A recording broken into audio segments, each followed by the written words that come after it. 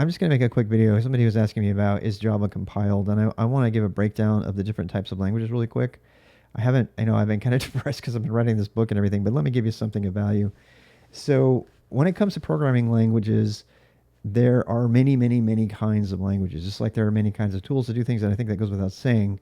But they generally break down into two categories. And I'm going to go out on a limb. Somebody's going to yell at me, but scripting languages, dynamically typed interpreted scripting languages, and compiled languages, or strictly statically typed compiled language. Now, at the core, and I'm going to be very pedantic about this, all languages are compiled. Now, what does that mean?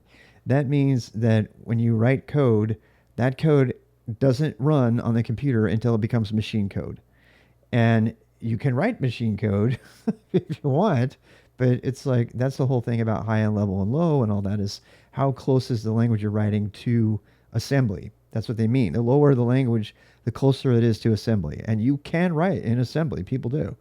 Unix was originally written in assembly, and the C language was created to, it was a higher level language above assembly that they created. Ritchie and Thompson created C so that they had a compilable language that would compile to assembly. The original compiler for C had to be written in assembly. See how this works? And then it would compile to assembly, and then Unix, right? So they were able to write Unix a lot faster. The goal of adding a higher level language is always developer speed. Always. It's not efficiency in terms of performance. It's always how fast can I write this code, okay? And that's really important when you're evaluating languages. So let's just regroup here. So at the very low level, all code has to be assembled. It has to be, has to run as assembly.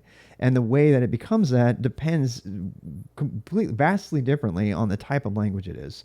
And as I said, you have the tree over here and the tree over here. You have the with the statically typed languages that end up, the end result becomes, an ELF binary, which is machine code more or less, with resource forks and stuff. And then you have, other languages that create intermediate steps to get to that. And this is where stuff gets really interesting. I would love to draw you a picture. I'm not, but so let's talk about specific languages. I already told you about C. So C is one step up from assembly. Okay. You might be wondering, where's Rust? Rust is one step up from assembly. Okay. You write Rust, it compiles, it becomes essentially assembly code. Okay. There's no intermediate step. And then it depends on what kind of speed you're talking about, right? Are you talking about, when people talk about speed, they always mix up a bunch of things. We're talking about developer velocity, how fast you can write code, versus how fast does it execute, versus how fast does it start up. Those are all important considerations. Okay, so let's stick with the languages. So C is one step up. Rust is one step up. Guess what else is one step up? Go. Go is one step up above assembly. The difference between Rust and Go fundamentally at that point is how much runtime does it have? Like how much abstraction is built into the languages? Because the way that it writes its assembly, the way that it gets generated, the method of taking it from source code to assembly is radically different. And and how you deal with different things, that's where things like garbage collection come in. That's where things like asynchronous programming, like doing two things at once, that's parallelism, and how do you get around that? All of those strategies are implemented by the language, and those strategies get implemented ultimately in some kind of runtime engine at the lowest level. You got to be careful with the word runtime engine in this case, because that can mean lots of things in different contexts. But right now, it means that is what gets run. That's how your code gets run. And so the big debate between Rust and Go is over garbage collection, which is a very complicated thing for a beginner. But what it ultimately means is, am I hanging on to memory, or is the programmer releasing the memory or is my program taking care of memory management? And why would you care? Because the memory management is what makes you efficient as a developer. The reason people can code and go faster than Rust is because memory management, right? The more abstract your engine is, the more magic it does for you, the faster you can write in it, because it's doing more things for you. And therefore the syntax becomes simpler, it becomes easier to write, easier to understand. There's nobody on the planet, including the biggest Rust advocates, that will tell you Rust is easy to understand. They won't tell you C is easy to understand either, right? And C++ is just, a different way to write C, but it ultimately becomes, the same bytecode. Not bytecode, assembly code. Bytecode is a different thing completely. I misspoke there. We're going to get to that. So, so you have the different approaches and you have the different compile things. So those are the fundamental differences between Rust. And so the reason that people who do low-level operating system fuzzing, like Gamozo, who is a DEF CON, guy, the reason they like Rust is because they can write an entire operating system, very quickly that does exactly what they want. That doesn't have a lot of extra magic in it. And they love that. They love that. That's why Rust is in the Linux kernel now. That's why people are proposing that it be more a replacement for C, because it is safer. You can't, a lot of times you have to turn off the safeties in order to get anything done. And in that, shared pointers are the fastest way to get anything done. And that's fundamentally against the unsafe paradigm. Anyway, I'm getting really down and dirty with that. But now you're learning, okay, well, what about the other languages? What about Java, which is what triggered this conversation? What about Python? What about JavaScript? What is JavaScript? Is JavaScript the same as Java? What about Go? What about, all these other languages, Crystal, Julia, any of them? So all the other languages have different purposes, but they all fundamentally end up with assembled code on the bottom. And there's going to be at least one person who programs in Python out there that's going to like, wait a second, my code's not compiled. It actually is compiled. So let's talk about this. So when the difference between a statically compiled language, these days, as I said, they're all compiled. So saying a compiled language as a distinction is kind of problematic, right? Because they're all compiled. Every single language is compiled, every one. The difference is that usually in common terminology, when somebody says it's compiled, what they mean is that the result is they get a binary. They usually get an ELF binary, which is a collection of assembly and other things. But they get what's called an ELF binary, usually on Unix. So they get a binary, right? And that binary has to be written. That binary has to be created for a specific architecture. That means that you can't run a compiled Rust or Go program or C program. You cannot run it on something for which it was not made. You can with a Python program, and we're going to get to why that is.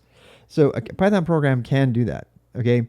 So but when you're talking about C, we're talking C, Crystal, Julia, any of the CLang stuff, all of these languages are compiled, and in this sense, it's a more general term. It means that you get a binary out of it. You can't run the code until you create a binary, and that's true in any case. But in this case, it's referring to the fact that as a part of the regular development workflow, you are going to compile the code yourself.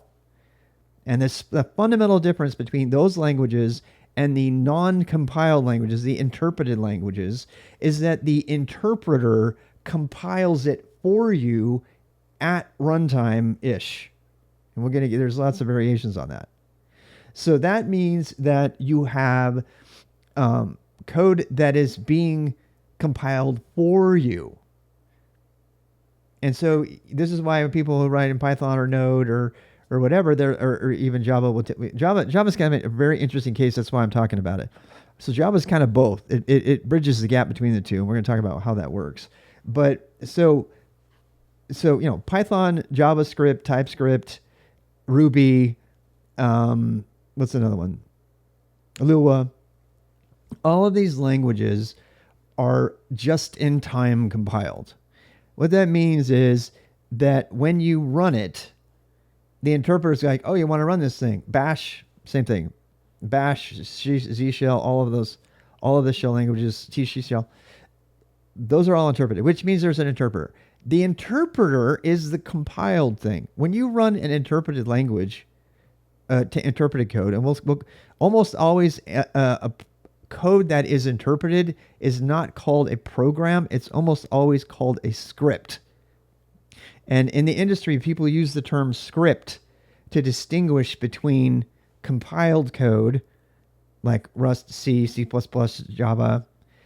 So the difference between a script and a program, in this sense, you can think of Bash and Go. This is why we learn both of them in the terminal velocity boost, because Bash is an example of an interpreted scripting language.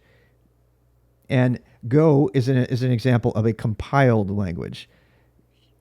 A Django web app is extremely complicated. That is a little bit of everything, but ultimately it's interpreted. Okay, so PHP is interpreted. PHP is interpreted. What is saying? What was the other one? God, any of the web stuff is all interpreted. And what does interpreted mean? Interpreted means there's an interpreter involved. Okay, so let's talk about what an interpreter is. An interpreter is compiled. So you remember I said you can't run anything on a program that's not compiled? The interpreter is compiled. You remember I talked about how Rust and Go, implement their own runtime kind of abstractions internally within the compiled binary itself. They have their own, whether they, garbage collect memory or any of these things. They have these like rules about how stuff should run that end up in every one of the binaries, right? But that's where but they're kind of encoded into the binary. An interpreter takes care of all of that. So the interpreter decides how to handle memory and all that stuff. In an interpreted language, the interpreter is what runs. The interpreter is compiled code, whether it's Dino or whatever. The interpreter itself is compiled code. So in that sense, you can think of the interpreter for Python, the interpreter for any language, is the equivalent of the final product of a Go, a C, or a Rust compilation. In other words, when you compile code using Rust or Go or C, you are creating a binary.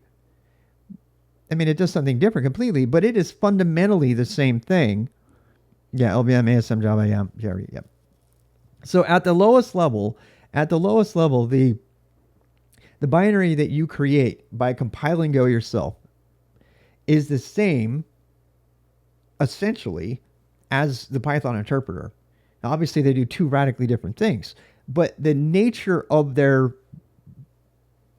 if you were to open the files up, right, the binary files that get created, you would see that they're both, in the case of Unix and Linux, they're both ELF binaries. They both have the same things. You could, if you were examining them as a forensics person, they would look similar. They're doing different things, but they are the same. C# is in the Java land for sure. Okay, we're going to talk about C# and Java in a second because those are very, very... Python actually is in that same group. So we've talked about interpreted languages and we've talked about compiled languages, right? So in the case of interpreted languages, I'm going to repeat it. The interpreter is the thing that's compiled. And you're saying, but Mr. Rob, you said all code is compiled. It actually is. So here's the kicker. When you run a Python program or a Node program, JavaScript, TypeScript, when you run any of these programs, and this, by the way, includes C# and Java, we're going to get there, you are not running that code. I know that seems weird, right? You're absolutely not running that code. That code, bash, same thing, that interpreted code is being translated into instructions that go to the interpreter, that tell the interpreter what to do. And then the interpreter goes through assembly, it talks directly to the system through mostly syscalls, and it tells the system what to do. That's why it's called an interpreted language, because you are not doing anything directly. Every single bit of code that you've written never directly hits the kernel, ever. It never does. It becomes instructions that are interpreted by the interpreter, and the interpreter sends those instructions. Now, you don't have to be a genius to know that that's going to be slower to execute than a compiled program, and that's one of the fundamental differences. That's why people are all during the late 90s and early 2000s, everybody was interpreter crazy because they can write code, interpreted languages much faster than they can write compiled code. Enter Go and Rust and all of the other, we're going to get there. Okay, but Java was king. The late 90s through even now, Java still is king. Why? Because it was compiled, but it's also interpreted. And this is why I had to say all of this. When somebody asks me if JavaScript and Java are the same, the answer now I can describe to you, and maybe you'll understand it better. JavaScript is an interpreted language, but it's not compiled.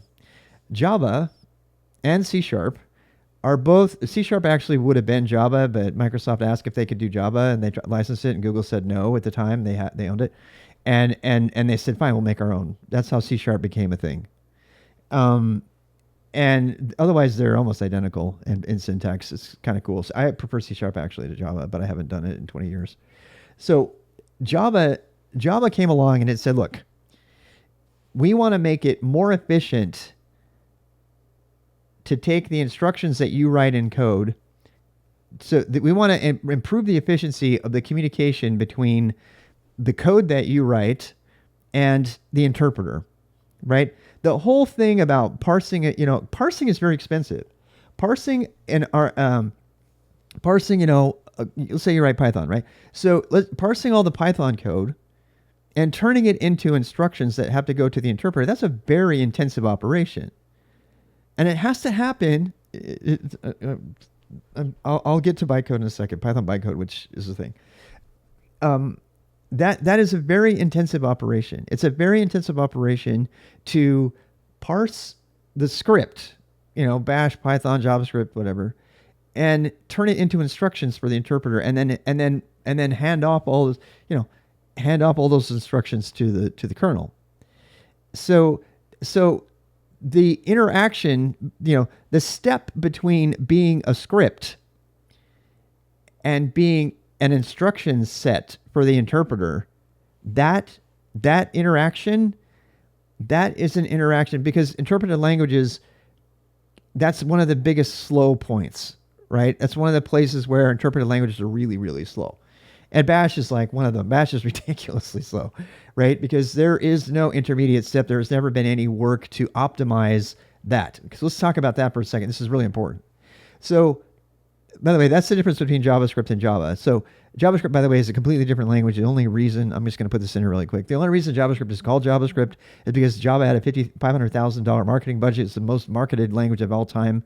And everybody was talking about Java at the time. It was created, LiveScript was the original name.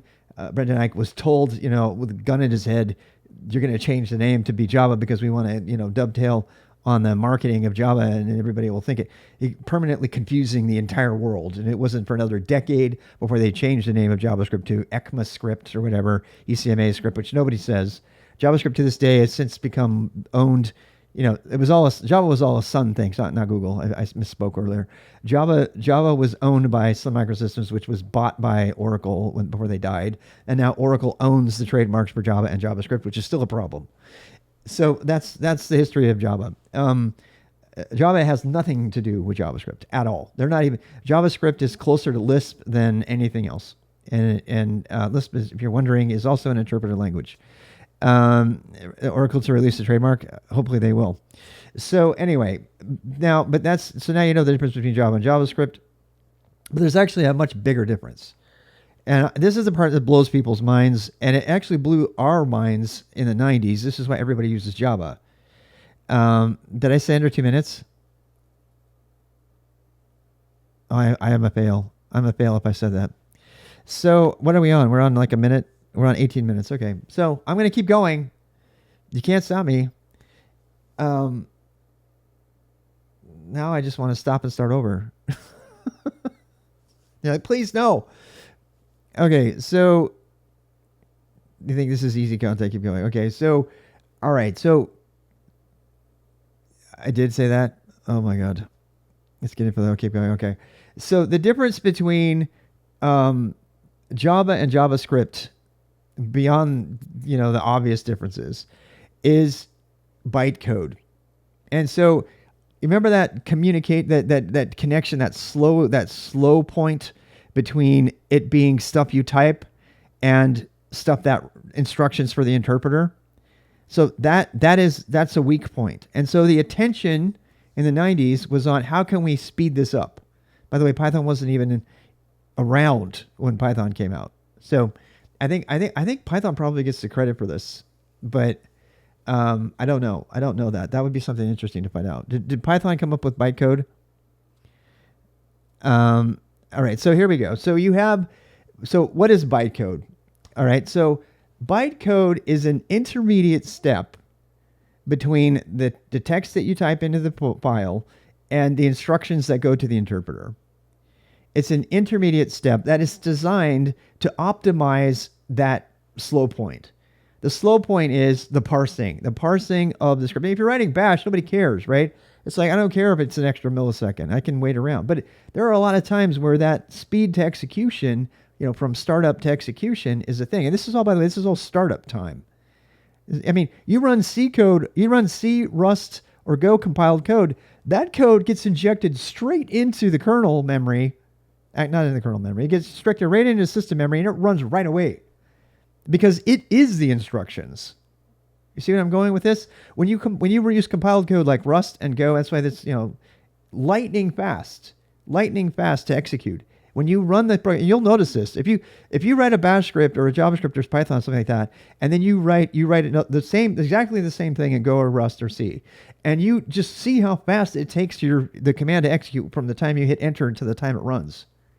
When you do any interpreted language, there's a noticeable delay. I mean, it's small, but it's noticeable, right? When you do anything that's been compiled, it's instantaneous because sometimes it's already in memory. It's already been pre-cached. But so it's just, okay, do this thing. And it's like one system called signal, and it does the thing. Okay. So the Python people and the Java people and everything, they're like, how can we make the parsing easier? So what they did is they created bytecode.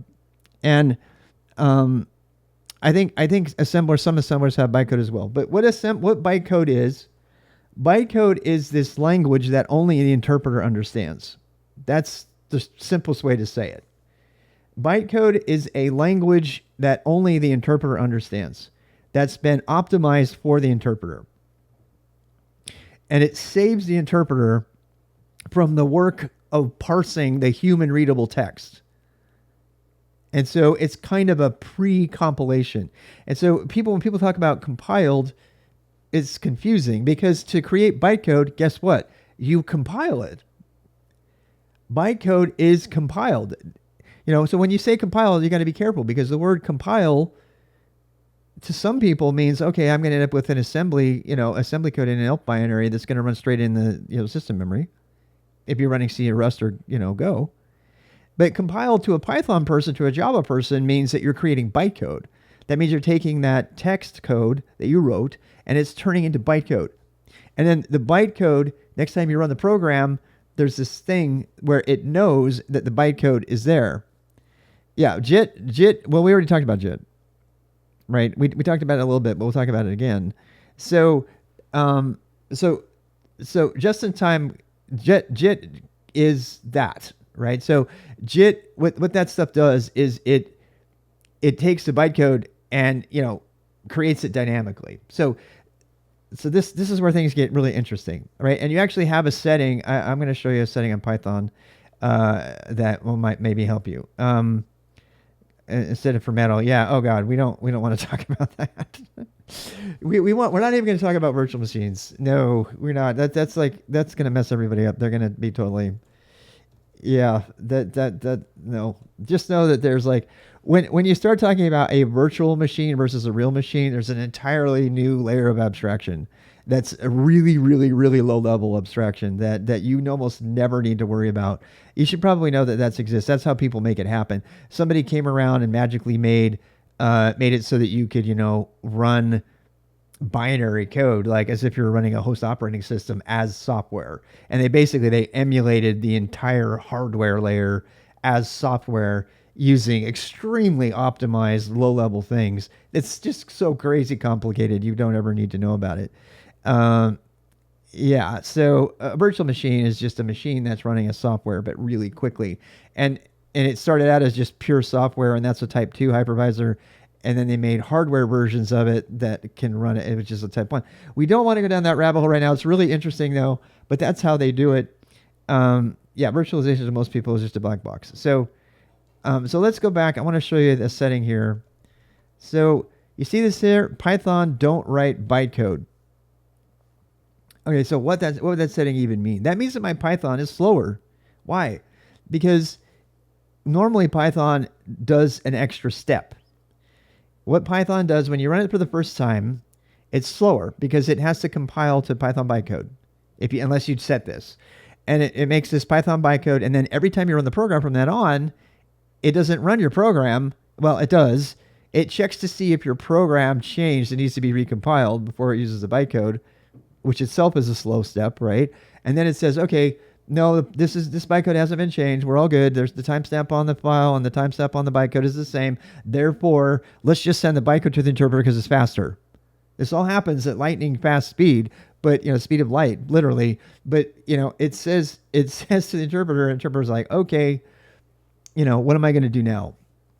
And it processes the bytecode, turns the bytecode into instructions really quickly because it doesn't have to do any parsing, and it improves your execution time a little bit. All of this stuff, the only purpose for any of this is to optimize startup time. That's it. All of these optimizations, they're only to do one thing, to make the program run faster or start up faster. Not run faster, start up faster. Because ultimately, all of it ends up in to be system call messages and stuff like that communicate with the kernel and tell it what to do. They're all doing the same thing in the end, right? And whether one is faster than another is more about how they send those instructions to the computer, not about the fact that they are now finally instructions to be processed by the computer. The startup time, the speed comparison is based on what have these different languages done to speed up the startup time.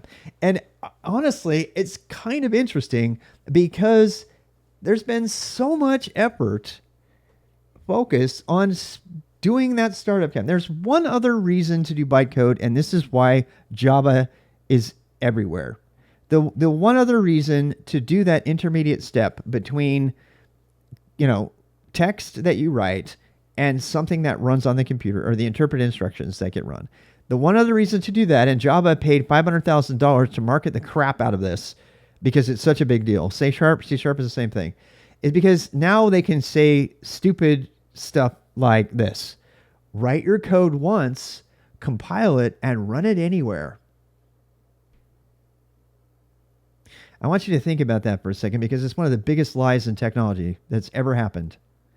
And I'll tell you why that's a lie later. It's actually one of the biggest frauds in all of tech history.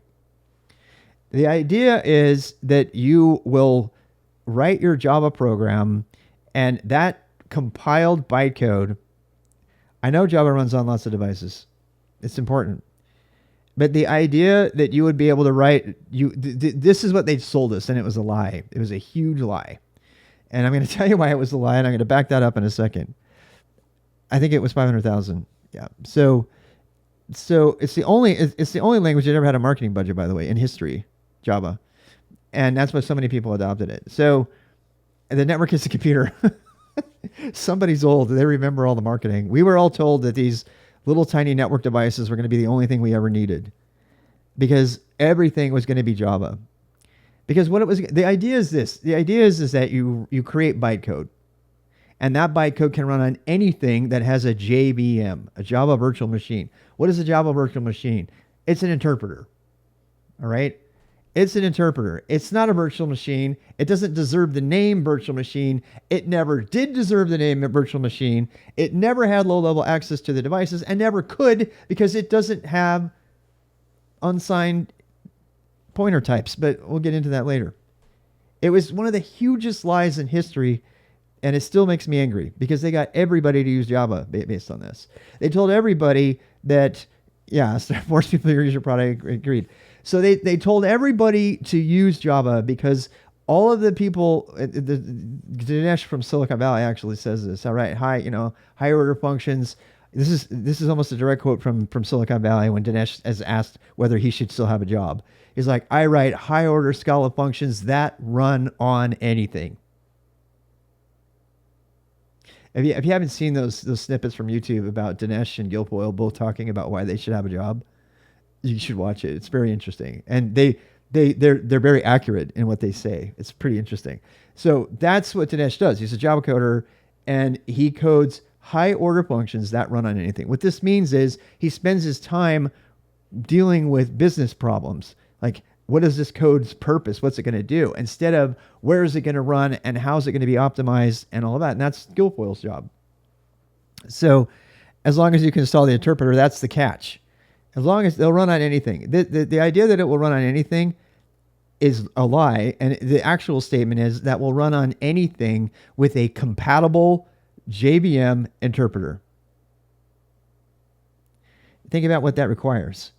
That means any one of your computers that's going to run the code that you wrote has to have an interpreter for that code. And the biggest problem with interpreted languages, and this is the reason you see Python virtual machines. Why don't you have a PVE, a Python virtual environment? Why don't you have a Ruby virtual environment? Why don't you have a Java virtual environment? The reason these things came into existence was because of the lie. And the lie is that you only have to install one interpreter on any computer or device to run Python, to run Java, to run any interpreted language, Ruby. And that turned out to be a huge lie, because as soon as they started creating divergent libraries and stuff, that things that people were using that didn't work with a particular version of an interpreter, you can see where this goes, right?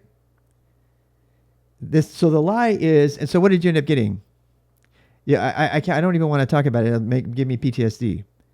So the lie that the Java, mostly the Java people sold on the whole world was write once, run anywhere, as long as you have a compatible JVM interpreter. And so the idea is that you would lock down the interpreter on a machine. You would lock down a version of a Java interpreter on a given machine, and all of the code that would ever run on that machine would all be compatible with that thing. And anybody who spent any time in the industry knows that was doomed to failure from the second they tried it, because it's impossible. And by the way, this exact same problem is happening right now in Kubernetes. And I'm just going to dovetail. I'm going to tangent on this right now. The exact same design disaster is happening right now with Kubernetes. Currently at work, we are running a Kubernetes cluster that is no longer, it's been end of life. It's now 3 years old. And the reason is because of all the dependencies from all of the enterprise applications on a specific version of Kubernetes. In this sense, Kubernetes is the virtual machine. It's the interpreter. Kubernetes, at an enterprise architectural level, Kubernetes is an interpreter. It's an enterprise interpreter that's running enterprise applications, which are these massive, huge things that are built up of lots of components. But the design principle is the same. And what we had this problem. We had Domino. We had to kick Domino out because they wouldn't upgrade to use the latest version of Kubernetes, which held us back on Kubernetes version. So we had to kick out the entire Domino project in order to upgrade. The problem is the same. The design principle is the same. It's flawed. The idea that you can write code that will compile to bytecode, and that bytecode will be compatible with every single device, and that those devices will all have the same interpreter that will interpret the bytecode the same way, is a lie. It's a lie. And at this point, it's been established to be an anti-pattern. It is so much of an anti-pattern that there have been books written about it, about how bad it is. And yet, the entirety of Kubernetes is based on the same anti-pattern. I know, I think it's a lie. You own the VM, and the VM is open source, and it runs all the major OS. Yes. So let's get back to the JVM thing. So what is C#? It's the same thing. C#, I already told you, it's just compiled with the bytecode, and that bytecode runs on anything with the VM. Let me tell you how the industry tried to fix this problem. They said, and I was firsthand witness of this. They said, okay, this bytecode only runs on this version of this interpreter. I said, okay, well, if that's the case, I can't trust that the lie that the JVM is going to be already installed. I can't trust that it's going to be there. So the obvious fix of that is to bundle it with it. Well, Java was never intended for that. Java was never intended. The whole point of Java was, we're going to put a lot of stuff. We're going to make this huge, big, wonderful JVM that's got, graphics capabilities and all kinds of stuff. We're going to put it in this massive virtual machine, this interpreter that is going to be installed, pre-installed on all these devices. That was the assumption. And that meant that the code that you wrote would be really, really tiny, but, they wanted to make sure to put everything in the kitchen sink in the virtual machine, because the idea was you wouldn't ever install another one, right? Which is completely opposite of modern computing now. It's all like, only put the stuff you need in the binary. That's why Go and Rust and everything have blown up. It's kind of a spoiler alert, but that's what's happened. So they said they're ultra paranoid. So what they ended up doing is they ended up putting everything into the virtual machine. So if you installed a JVM on a server to do things that didn't have anything to do with graphics, it didn't matter. Your JVM was bloated with all of this crap that it was never going to get ever even used. And so you get this massive JVM binary that has to be present on the machine for your stuff to run. Along comes some smart person who says, you know what? I don't know what version of JVM I have. Therefore, I'm going to bundle a JVM with my chat application. And you think I'm kidding? That's what same time was. Lotus same time. And then the whole world went crazy. The whole world went crazy. And they said, well, if you're going to bundle a virtual machine with yours, then I don't know, my VPN connection app that has a tiny little GUI needs to bundle the entire JVM. Does anybody know of another place that this is happening right now? Anything? There's another place that this is happening. Electron. Yep, you got it. So we're not going to talk about Electron. We agreed not to talk about it. So the whole world just went nuts. And all of a sudden, these tiny little applications that should probably be a few megabytes are huge. They're like 2 gigabytes because every one of them has bundled the exact version of the Java virtual environment that they needed for their application, even though some of these applications are running with exactly the same bundled JVM as somebody else. And those applications are all consuming memory because they're not designed to be installed or cached. They're actually using extra memory. It was a disaster. It's probably one of the biggest disasters in all of history. And we still haven't learned the lesson, where it seems like we're kind of learning it. So this is where Python comes in. So Python had the same problem, right? How many times have you been on a system and you can't have Python 2 or Python 3 or Python 4? There's no Python 4. That's a joke. You have to have the right Python. I can't run my program. I have the Python. I can't even run Python to check if I have the right version of Python. Therefore, I know. I'll ship Python with my program. Now you have Python virtual environments. This is why I go up every time I see it. And then Ruby has the same problem. Like, we can't be sure they're going to have the right interpreter, so we'll ship the interpreter. We're going to ship the interpreter with our language. So all of the interpreted languages all failed at the same time. And to this day, we're still experiencing this failure. Because, and along, at about 2013, some smart people started to think about this. And they're like, you know what? All this bundling of like interpreters with a thing is really just a symptom of a bigger problem. What if we just, what if we made a language that was statically compiled, which meant that it didn't have dependencies on being on a particular system. It's a low-level thing. Let's make statically compiled programs, and let's write software. Let's write a new language or 2 or 5 that can be compiled for Windows, even though it's being compiled on a Mac or a Unix machine. It's called cross-compilation. It's like, if we know the binaries that are going to end up going in, linking them all together and everything, if we know what's going to end up in the final, ELF binary that has to run on a target operating system, why not just statically compile? It's called. Why not statically compile? And sure these programs are going to be bigger than their boomer, ancestors that counted on compiled code being already on the system. Dynamically linked libraries, that's what they're called. And so along comes these smart people, and they're like, we have more memory now. What if we just, we got rid of this craziness, and so sure the binaries are going to be a little bit bigger, but they're not going to be nearly as big as a Java app with a JVM bundled inside of it. They're going to be a fraction of that size. And so the world's like, because we had just gone through the pain of bundled JVMs and stuff, that we decided, and it was even worse than that, by the way. So it got to the point where it wasn't even just a JVM, it was an entire Eclipse IDE built into it. I'm looking at you same time, and Lotus Notes. I just cannot believe the level of bloat. It just went nuts. And so along come, these people think, you know what? In the face of this disaster, I'm not even kidding. They bundle the entire Eclipse IDE inside of it. They put the Eclipse engine. Sorry, not the IDE. Eclipse is an individual development environment. It also has it's an environment, right? So you can code to it and everything. So it's like a collection of libraries and stuff in addition to a JVM.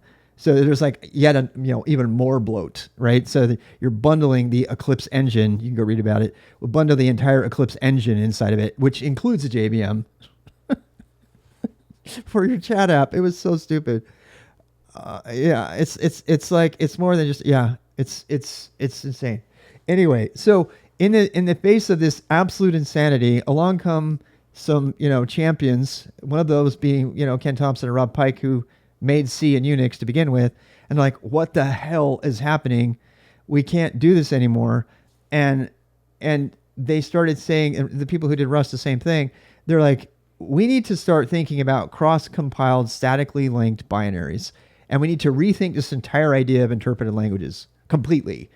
Is it the reason for all the things that they sold us in an interpreted language about being able to just write it really quickly and run it anywhere, and all of that are now we now see how painful they are. You can't run Python. Anybody who's done this today has this problem. When you try to run a Node.js thing, if you're your LSP for NeoVim or something, what do you got to do? You got to install Node.js, right? Instead of just downloading the plugin and having it work because it's compiled, you have to like install Node.js to just run your LSP so that you can write Go code, which is totally screwed up in my opinion. So I have a Node.js dependency in order to write my Go code because the LSP engine depends on an interpreted language. Okay, so management to be nice. Yeah, just in the folder. It's not though. Do you guys remember when Node.js like ran out of space, and Facebook had to made a whole different thing than NPM because the node management modules blew up? That's why Yarn became a thing. I mean, we could talk all day about all the failures of interpreted languages. The one thing that's overwhelmingly true that almost nobody will realistically debate at this point is that interpreted languages have a ton of flaws. They have a ton of flaws, and their biggest flaw is you have to have it on the system. I wrote audit compliance software that had to run on 52,000 machines of all different operating system types. And I used a thing called Perl.exe that would bundle the entire Perl thing inside of it so that it could be executed. And every time it was executed, I kid you not, it would uncache the binary executable, stick it into a temp directory, set up a Perl virtual environment, and then it would run the Perl code. And then it would interpret the Perl code, which meant including bytecode. There was no bytecode for Perl. And then it would run it, and then it would come back with its results, all on one execution. So when I see something like Go, which is just a single statically compiled binary, it's like gloriously paradise for me. I can write Go code that will run on any target operating system in modern existence, and I can compile it ahead of time so that there's no bytecode. There's nothing but system calls. There's nothing but direct interaction with the host system. That's it. And that's why all of the languages, that's why the Rust, the Go, the C, C++, that's why they have all seen a resurgence. That's why you're starting to see they came along with a technology called the low-level virtual machine, LLVM, which is basically the same idea of virtualization, except for it's at a really, really low level. So it happens inside of the binary. And then based on that, you saw a lot of languages spring up. C-Lang, Julia, Crystal, and they're all doing basically the same idea, but they're doing it, and the result is you get a binary that can run. They still have abstractions happening. They're just happening in the binary and not an interpreter. So they don't have to be installed. You can just run it. And you don't have to install an interpreter or bundle an interpreter with your app, which is totally stupid. Nobody should ever do that. Anybody who ever bundles an interpreter with your app should be fired on the spot. That is the stupidest decision people have ever made and ever will make. They continue to make that decision and perpetuate this bad practice, which we've all disagreed is kind of a big nightmare that we just want to wake up from. Okay. And that includes, all the things. All you have to do is look at any system and see all of its different versions of Python. Thank God containers came around, right? Because we can't talk about this without not talking about containers. Containers were a way to say, okay, we're going to isolate a little tiny operating system, only exists at compile time and gets lowered to target Arch machines code casually. Does it? Okay, nice. Yeah, the LLVM. But the point of LLVM bytecode is that it is really, really, really low level, and it ends up the result. The result is that you get an executable program, right? It is stuff that uses LLVM is slightly slower than compiled C, Go, or Rust, but the abstraction is still happening within the binary and not a separate interpreter, and that has to be installed or bundled, inside of the thing. That's a very long description. That's probably, God, how long was that? A 45-minute description of how languages work. So let's just run down all the languages. This is why I don't like interpreted languages other than for scripting. JS and Python are a slow killing way to learn code from my experience, especially JS and Node ecosystems. I agree completely. And the reason that I am now approaching teaching people to code by teaching them Bash, which is the highest level possible scripting language, and by high level, I mean really approachable by humans. You use it. Your entire interaction with the shell is coding at the highest possible level. That's what Bash is. It's the highest possible programming language in terms of like not power, but just like how easy it is to write. And then the lowest, and then we're gonna deal with an approachable low level language, which is what Go is. Rust is a low level language. It's not approachable for a beginner. Neither is C, honestly. I do think you should learn those languages, but they're not approachable. So I'm hypothesizing that Bash plus Go is a really great approach. And I used to teach Python. I used to teach JavaScript, which are interpreted languages. They are valuable. I think they should be used for their domains, and they are not for the command line or for the terminal. I mean, Python kind of is a weird one. I don't want to get into it, but the reason Python is used for machine learning and stuff is because people that are doing machine learning and data science with Python are technically not using Python. They're using C and C++. And Python is just really good at masquerading and helping C masquerade as some nice, happy language. That's what Python is. And the reason Python gets all the credit for machine learning is not because people are writing really awesome machine learning code in Python. They're not. They're writing the engines, the NumPy and TensorFlow and PyTorch. Those are all written in C and C++. And then Python and Python has been really popular. Python has one superpower. Python is like the guy who's good with memory charms in Harry Potter. He's not a really good wizard, but he's really good at making you think he's a good wizard by tricking your memory. That's what Python is really, really good at covering up the ugliness of writing C directly. And so it's super popular with data science and academics and machine learning people, because they can take the slow parts of their Python code and then they can speed them up by writing just those parts in C. And then they can inject it. They can also do that in Go and Rust and other languages they don't know. Python has become the most popular surface language because it does have a very approachable syntax despite its white space problems and thing. So that's what's with Python. That's why Python is the number 2 most popular language right now. Thank you for the sub. So that's why it's a thing. And quite honestly, it is pretty damn cool the way it does that. So it's been one of my bullet points to learn for a long time is like, how do you speed up your Python? Python is a get stuff done language. That's why, hackers and coders love it. They also love Ruby and Perl for that reason. Perl is not meant to be in that same category. It's meant to more of a command line language. It always has been. People, say bad things. I have this whole video about Perl. You can go watch.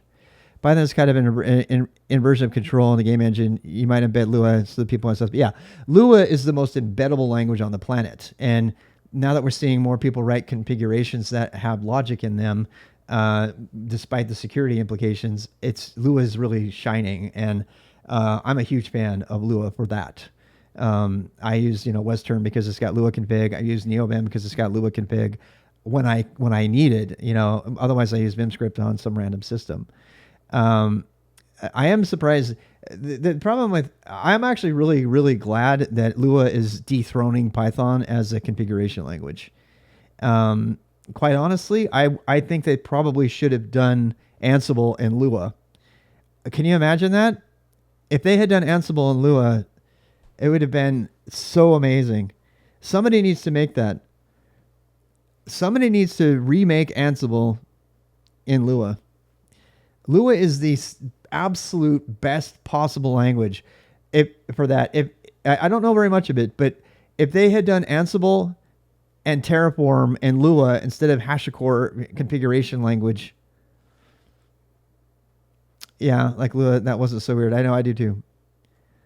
The language design, I like it. The whole one thing, I can get over it. I complain about it all the time, but I'm pretty new to Lua, so I stay tuned. The tables in one is such a terrible design. Well, yeah, it is a terrible design, but it's a good design for something that's a configuration language, which is what it always was, right? It's a really, really, really great configuration language, I think. You know what I mean? I think for configuration, it's way better than YAML and JSON. And I'm kind of, as I said, I'm kind of early into it. Maybe I haven't got burned yet badly enough by it. Yeah. You don't have logic. You don't have logic in processing, and function, the ability to write a function in JSON or YAML. And I find that to be extremely unfortunate. So I think if the developers of Kubernetes had looked closer at Lua, that we would have been able to avoid Helm charts altogether. And anyway, so I'm kind of diverting there. Hopefully that's been a good enough overview. I'm going to go ahead and call that Holiday Boost number 7 or whatever. And I know that it was kind of out of order, but I'm going to definitely put this in the list of educational things for the day, particularly because it's an hour long. And Next already kind of does that, right? Though it doesn't have Lua. YAML has ASO. You can write a function and try harder. Yeah, I don't know about that. Yeah, I don't know. I'd have to try that. Yeah, so anyway, the takeaway from this video is, what are the different languages? What does it mean to be a compiled language? Why is Java still a thing? Why is it used? And by the way, the one thing I want to end on is all of that insanity, it all happened for one reason. Everybody wanted to make things start faster, and they believed in a false dream. I mean, that's two reasons. They believed in the false dream that they would be able to write code and have it run anywhere, which never happened. It never happened, my friends. Anybody that's been alive during that time will tell you it never happened. It still hasn't happened. It never will happen. So the answer is use a statically compiled language. And those languages is a very short list of those languages that are used in production today. Go is the number one enterprise. All of the cloud native computing was made with Go. And I don't want to make this a Go versus Rust video because it's stupid. They're totally different goals. But the reason that Go is just going to blow the world away, and already has. Kubernetes was made with it. Docker, Podman, Elasticsearch wasn't. Elasticsearch was Java. What else? Helm. The entire cloud native world, Vault, was made in Go, because Go is basically a modern Java. Java still is really prevalent in places where the control over, the Java virtual machine is in place. In fact, there's an entire category of work where people are writing variations of Java. They're not even Java, but they run on the Java virtual machine because a lot of huge companies have invested a lot in building up infrastructure based on the original dream of having just one VM, Java virtual machine, that runs on that device. The entire stock industry, the finance industry runs this way. That's why they're all Java. The insurance industry, places like that. Places that had the ability to control, server software that's running in one place, and they had total control over the everything about it. Those things are running. They're running that. Thank you. They're running Java. And why are they running Java? And they are kicking ass, by the way. They're just as fast as C, because their Java applications they don't have to start up once, and then they just keep running. So Java is still a very, very valid option for anything that has to continuously run. Java is also the basis of all Android devices, where they have full control over what the underlying thing is. They don't write in Java, they write in Kotlin, which is a dialect. And so it's probably important that we conclude with this, right? Because you're going to hear about Clojure, Scala, Kotlin, and a number of others. These languages are Java at the core. What they do is they compile into Java bytecode. So They're not Java, they're their own languages, but they compile into Java bytecode that runs on any JVM that's compatible. And so you get languages like Clojure and Scala, which are huge languages with the finance sector, with enterprise, with with insurance agencies, all of these big companies. In that sense, in that sense, they kind of go with that. So anyway, I just wanted to put that out there. That is what is driving this, right? The thing that's driving the reason it's still a great idea to get a job in Java if you can code in it. We were actually having a conversation about this, and I'll conclude with this. If I were to go, I'm still very intrigued by Scala, and I know a lot of really amazing developers and human beings who have learned Clojure and just made bank. I mean, working for banks, a lot of them. They code in Clojure. Clojure and Scala are functional languages that work on JVMs. And so the point of that is that, Lichess is written in Scala. Yeah, Twitter is written in Scala. I personally, if I had to learn another language and I knew I wanted to get a really good job and I wouldn't want to shoot myself in the head writing in the code every day, but I wanted to learn a language that I knew was going to pay ridiculous amounts of money, I would learn Scala personally. Because Scala, as I understand it, I don't know, but as I understand it, Scala is this happy median between functional and procedural programming in Java. You don't have to use class-based object-oriented programming at all. The worst part about Java is to use the words of people who invented it, is class-based inheritance over composition. And if you're writing in Scala, which is a functional programming language plus a little bit of procedural, Clojure is 100% functional language. It only does functional, and therefore it's more of a you got to buy up into the whole functional paradigm, which is great. But as I understand it, and I don't know, but as I understand it, Scala is sort of a happy medium between functional programming and procedural programming. I would, if I was gonna do any kind of Android development, everything, I would learn Kotlin for sure. And Kotlin feels a lot like Swift, which is, Apple's interpreted language. Kotlin's also not very strictly typed. In other words, you don't have to. It's easy to write apparently. So Scala has a similar balance. I'd probably like it. Yeah, I think the reason I think I would like Scala is because I think Scala has the same functional plus procedural balance, that Go has, but it has the JVM. And so you're writing code that runs in the JVM ecosystem, and the JVM ecosystem has money. They got billions of dollars, and they pay. Dude, go search the opening quote from Silicon Valley, where he says, and yeah, we're changing the world by creating elegant hierarchies for reusable code, elegant hierarchies or whatever. That quote came from the Scala webpage, and I found that out by accident. I was reading about Scala, and I saw it on the webpage. You can go back in the Wayback Machine and find it. And I read it, and I said, oh my God, that's a direct quote from Silicon Valley. So Silicon Valley is pretty dated. It was back when Scala was really hot. And I was just asking my AI if Scala is still hot, and she says it is.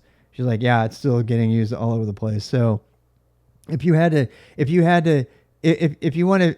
learn Java because that's where the money is, and you don't mind picking up a job, working in a coding sweatshop for a big bank or E Corp or something, then yeah, Scala, I would at least enjoy it probably. You can compile Java to your machine code nowadays. Native image AOT compiler, yeah. I haven't even looked at that. I think it would be interesting. I think a lot of those lessons are coming around. When AI takes over the office, yeah, it's pretty funny. Yeah. There's a lot of really great things. We're watching Silicon Valley again right now, my wife and I. It's really funny. Anyway, so that's the end of this holiday boost, I guess. It started out as what was going to be a 2-minute video. Am I ever capable of that? No, I'm not. But my throat is like hurting, so I'm going to stop talking. So yeah, you know what? Here's your homework. Go research all the different languages out there. You still need to make a decision about what you want to do with your life. And part of that decision could be, do I want to work for a big bank and make a lot of money and, go camping on the weekend?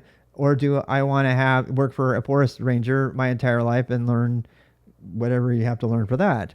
The technology related to that. Access to the job ladder which is a large pro. Absolutely. Yeah. So hopefully that'll give you that. All right. That's the end of that recording.